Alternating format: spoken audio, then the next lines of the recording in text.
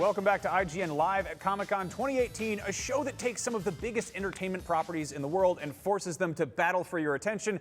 If there was a video game version of that, it would probably be Smash Brothers, and the upcoming game, Super Smash Bros. Ultimate, looks to be the biggest battle in the series so far. Here is Nintendo's Bill Trinan to tell us all about it.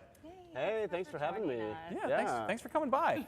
So, one big question, obviously, with Smash, you've got casual fans and you've got hardcore fans, and the big question always is, how do you balance that audience? You know, it is a very good question, and obviously, you know, Mr. Sakurai is very tuned into both sides of the community. He pays a lot of attention to how the core community, the pro players are playing. Even at the invitational that we held at E3, the 2018, the first invitational with Super Smash Bros. Ultimate, he was backstage watching all the matches, looking at all the characters, seeing how they were taking advantage of different movesets and different combos and things like that, and he's going to take that back and apply it to the game. But at the same time, he also, you know, really is still very, very supportive of his original concept for Smash Brothers, which is keeping the entry point as easy as possible. And it really is a game that you can pick up, you instantly can start playing with just a little bit of movement on the control stick and even just one or two buttons, and you can feel like you're having fun. And certainly as you start to see some of the changes in Super Smash Bros. Ultimate, one of the big ones that he's done is they've added a damage multiplier for the 1v1 games. So when you're playing 1 versus 1, you're doing more damage than you would in a 4-player match like we're seeing here. And so what that does is it increases the tempo of the matches for those more competitive players, while still keeping the game fun and exciting and easy to get into for a more casual fan. Okay, so you were talking about some of the tempo changes. We do have some video up now. Can you talk about some of the other changes we'll see? Because this is the E3 build we're looking at right now. That's right. So this is an interim version, and of course, you know, Mr. Sakurai is incredibly known for taking every last minute of development to really fine-tune the game. So we will see changes from this build as we approach launch. But of course, for the game overall, some of the big changes. First is speed. It has been sped up quite a bit, so it's faster than the Wii U version, and you can see that both in player movement in terms of animation and things like that. But he's also, of course, gone in and made a very big overhaul to just the overall gameplay mechanics because of that change in speed. They've added new things such as the way that you do your perfect shield. They've added a new aerial dodge to this game that didn't exist in the previous version, and between the addition of things like the speed and the aerial dodge, it really changes the mechanics and gives you essentially a whole new skill set to try to master. And then of course that cascades across the 60 plus characters in the game in terms of having to balance all of them for those new mechanics. I don't know how you balance a game like this. Like you're talking at E3 about Kirby, and like why Kirby has to be able to absorb every other character. Yes. That's like an exponential amount of balancing to do there. Yeah, so you've got 60 plus characters, and you've got Kirby who's got to have 60 plus variations for each of those characters. You're all out of your mind. I don't know why. Now, obviously, trying to find that balance and trying to get that sort of thing tested is difficult. Are we going to see a test for this like we did with ARMS or Splatoon? Very good question. Right now, they're focused very much on getting the game ready, but we have a few other things to be talking about kind of down the road between now and when it launches in December. So we'll hopefully have some news on that as we get closer to launch. Okay, so there's lots of excitement about the new characters. What can you tell us about them, the reaction to them so far? Well, obviously, I think the biggest reaction at E3 was to Ridley, a character that is a fan favorite, particularly here in North America. I think I saw recently online that fans in Japan have started referring to him as Captain America because he's so popular here. That is rapidly becoming a meme.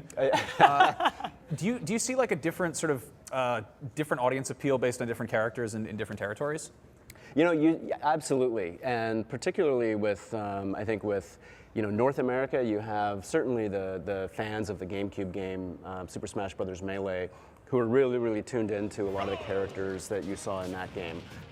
With the Wii U game, you start to see more players who've come into Smash Brothers more recently, and they tend to be, I think, have a real big affinity for some of the newer characters, like Bayonetta, like Cloud, and even the Xenoblade characters and things like that. And so I think we're starting to see sort of a blending of these two communities and the different characters that they're supporting.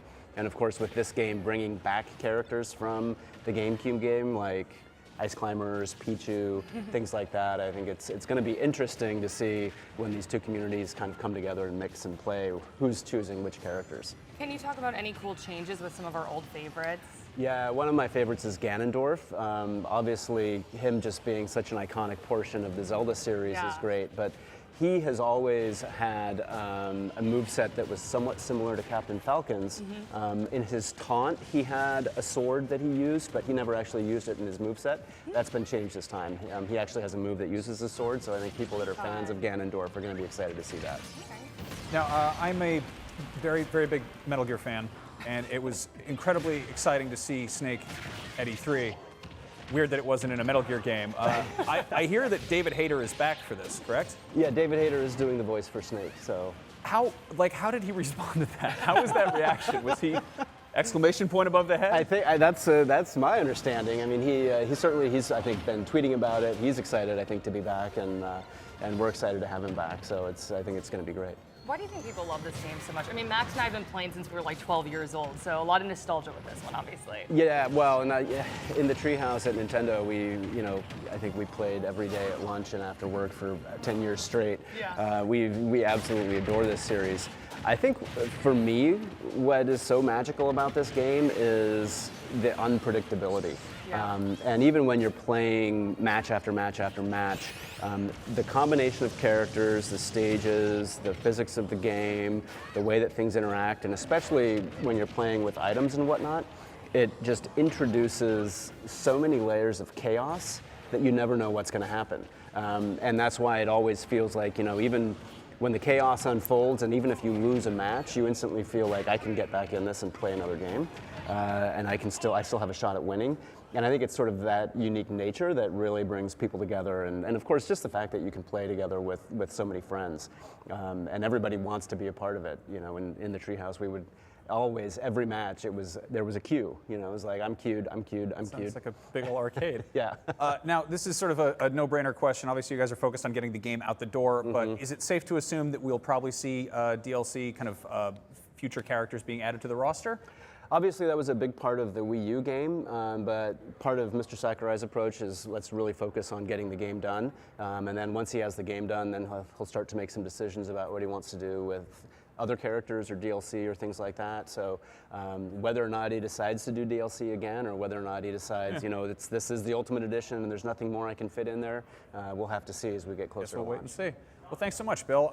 Super Smash Bros. Ultimate is out on December 7th. In case you were looking for a last-minute Christmas present for yourself, we have lots more Comic-Con coming up right after this, so don't go anywhere.